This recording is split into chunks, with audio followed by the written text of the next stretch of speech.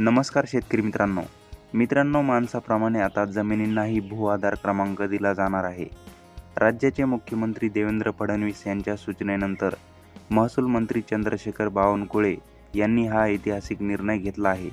राज्यातील शेतजमिनींच्या पोट हिस्स्यांची आता मोजणी होणार आहे। यामुळे सातबारा आणि नकाशांचा मेळ बसणार असून 2 कोटीहून अधिक पोट हिस्स्यांचा डिजिटल कायापालट होणार आहे।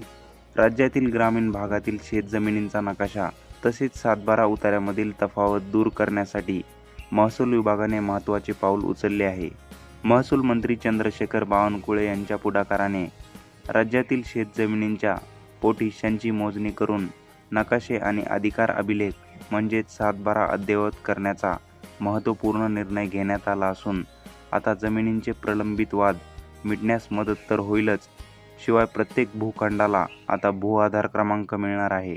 राज्यात 1890 ते 1930 या काळात पहिली भूमापन प्रक्रिया झाली होती। त्यानंतर 1992 पासून डिसेंबर 2024 पर्यंत खरेदी विक्री, वारस हक्क किंवा वाटणीमुळे तब्बल 2,12,76,499 नवे पोट हिस्से तयार झाले आहेत।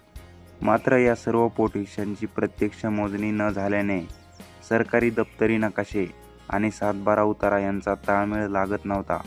ही अडचण दूर करण्यासाठी जमाबंदी आयुक्त पुणे यांच्या स्तरावरून आता पोट हिस्सा मोजणीचा पथदर्शी प्रकल्प सुरू करण्यात येत आहे। केंद्र सरकारच्या मार्गदर्शक सूचनांनुसार प्रत्येक जमिनीच्या तुकड्याला आता भू आधार क्रमांक दिला जाणार आहे। आधार कार्डाप्रमाणेच जमिनीची सर्व माहिती या एका क्रमांकावर उपलब्ध असेल। यामुळे पीक विमा, बँकांकडून कर्ज मिळवणे आणि सरकारी योजनांचा लाभ घेणे शेतकऱ्यांसाठी अधिक सोपे होणार आहे। जमिनीचे क्षेत्र आणि हद्दी निश्चित झाल्यामुळे शेतकऱ्यांमधील आपापसातील वाद कमी होतील। सातबारा उतार्याप्रमाणे प्रत्यक्ष जागेचा नकाशा उपलब्ध होईल।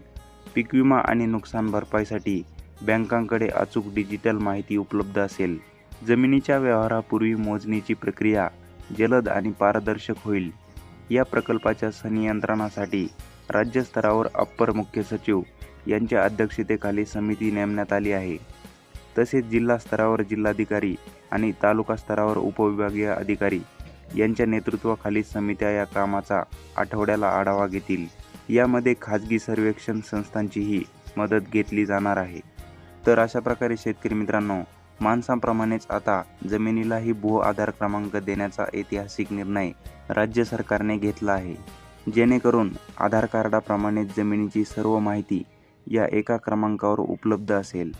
मित्रांनो, माहिती आवडली असेल तर व्हिडिओला लाईक करा आणि शेअर करा आणि चॅनलवर पहिल्यांदा आला असाल तर आपल्या कृषी योजना या यूट्यूब चॅनलला सबस्क्राईब करा व बेल आयकॉनला प्रेस करा। धन्यवाद।